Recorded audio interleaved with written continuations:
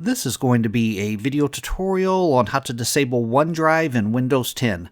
Let me jump over to my desktop here.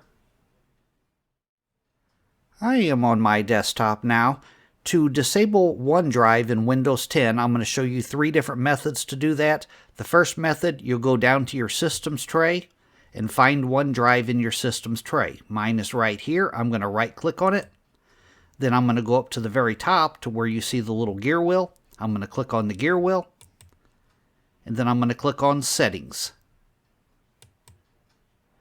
Now in the little dialog box that opens up, the pane off to the left-hand side, you want to make sure you're on Account. And then in the center pane, right here, Unlink this PC. If you click on Unlink this PC, it will unlink OneDrive from this PC.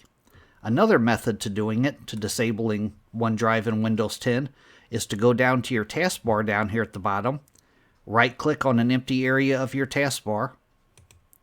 You want to open up the Task Manager. Click on Task Manager. And then in the Task Manager, you have some tabs across the top up here. You want to click on the Startup one. And then you'll find OneDrive within your Startup apps. Right here, Microsoft OneDrive. It is currently enabled. I can disable it though. I'm going to right-click on Enabled, and I'm going to choose Disable.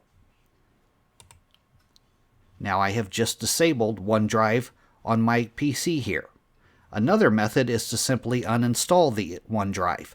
To do that, you want to open up Settings. I'm going to go down to the lower left side of my taskbar, down to the Start icon. I'm going to right-click on the Start icon. Then I'm going to go up to where it says Settings. I'm going to click on Settings.